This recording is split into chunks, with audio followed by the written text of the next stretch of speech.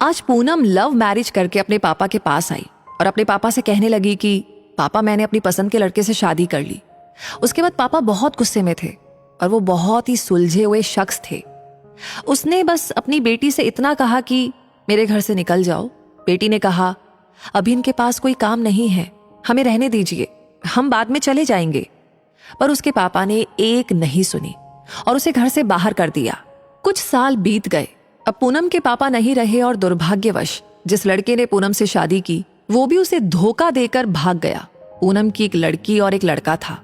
पूनम खुद का एक रेस्टोरेंट चला रही थी जिससे उसका जीवन यापन हो रहा था।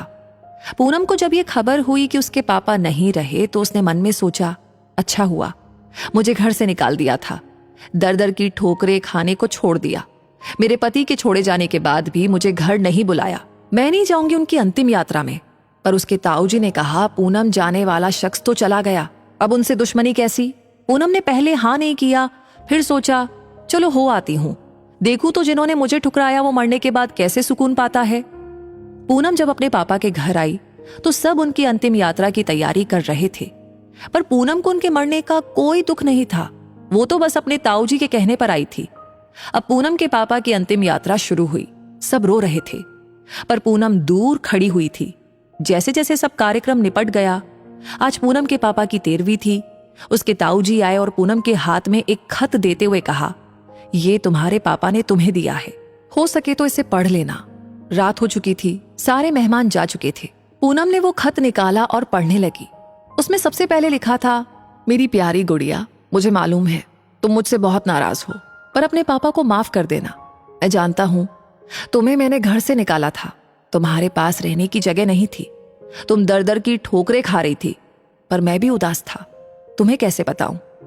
याद है तुम्हें जब तुम 5 साल की थी, तब तुम्हारी माँ हमें छोड़ के चली गई थी। तब तुम कितना रोती थी, डरती थी, मेरे बिना सोती नहीं थी, रातों को उठकर रोती थी। तब मैं भी सारी रात तुम्हारे साथ जागता था। तुम जब स्कूल जाने से डरती थी तब मैं भी सारा समय तुम्हारे स्कूल की खिड़की पर खड़ा होता था, और जैसे ही तुम स्कूल से बाहर आती थी तुम्हें सीने से लगा लेता था। वो कच्चा पक्का खाना याद है तुम्हें, जो तुम्हें पसंद नहीं आता था, मैं उसे फेंक कर फिर से तुम्हारे लिए नया खाना बनाता था कि तुम भूखी ना रहो। याद है तुम्हें जब तुम्हें बुखार आया था तो मैं सारा दिन तुम्हारे पास बैठा रहता था, अंदर ही अंदर रोता था, पर तुम्हें हंसाता था कि तुम ना रो वरना मैं रो पड़ता था। वो पहली बार की हाई स्कूल की परीक्षा जब तुम रात भर पढ़ती थी तो मैं सारी रात तुम्हें चाय बना कर देता था। याद है तुम्हें जब तुम पहली बार कॉलेज गई थी और तुम्हें लड़कों ने छेड़ा था, तो मैं तुम्हारे साथ कॉलेज गया और उन बदतमीज लड़कों से भिड़ गया। उम्र हो गई थी और मैं कमजोर भी, कुछ चोटें मुझे भी आई थी, पर हर लड़की की नजर में पापा हीरो होते हैं, इसलिए अपना दर्द सह गया।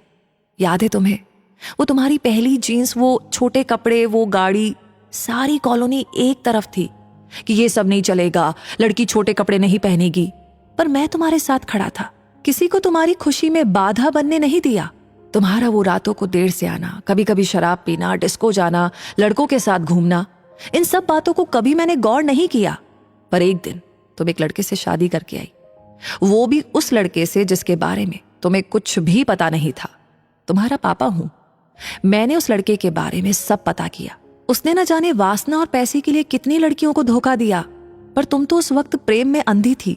तुमने एक बार भी मुझसे नहीं पूछा और सीधा शादी करके आ गई। मेरे कितने अरमान थे, तुम्हें डोली में बिठाऊं, चांद तारों की तरह तुम्हें सजाऊं, ऐसी धूमधाम से शादी करूं कि लोग बोल पड़े, वो देखो शर्मा जी, जिन्होंने अपनी बच्ची को इतने नाजों से अकेले पाला है। पर तुमने मेरे सारे ख्वाब तोड़ दिए। खैर, इन सब बातों का कोई मतलब नहीं है। मैंने तो तुम्हारे लिए खत इसलिए छोड़ा है कि कुछ बता सकूं। मेरी गुड़िया, अलमारी में तुम्हारी माँ के गहने और मैंने जो तुम्हारी शादी के लिए गहने खरीदे थे वो सब रखे हैं। 3-4 घर और कुछ जमीनें हैं।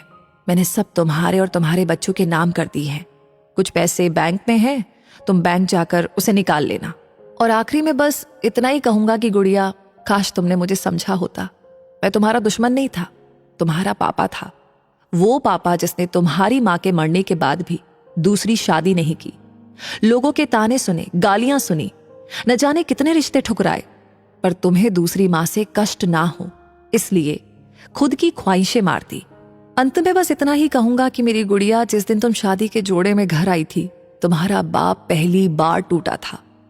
तुम्हारी माँ के मरने के समय भी उतना नहीं रोया मैं जितना उस वक्त, और उस दिन से हर दिन रोया।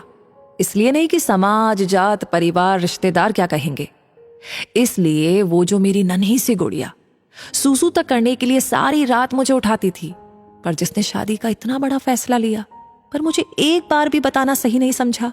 गुड़िया, अब तो तुम भी माँ हो। औलाद का दर्द, खुशी सब क्या होता है, वो जब दिल तोड़ते हैं तो कैसा लगता है। ईश्वर तुम्हें कभी ये दर्द ना दिखाए। एक खराब पिता ही समझ के मुझे माफ कर देना मेरी गुड़िया। तुम्हारा पापा अच्छा नहीं था जो तुमने उसे इतना बड़ा दर्द दिया। अब खत यहीं समाप्त कर रहा हूं, हो सके तो माफ कर देना। और खत के साथ एक ड्राइंग लगी थी जो खुद कभी पूनम ने बचपन में बनाई थी, और उसमें लिखा था, आई लव यू मेरे पापा, मेरे हीरो, मैं आपकी हर बात मानूंगी। पूनम रो रही थी। उतने में उसके ताऊजी आ गए।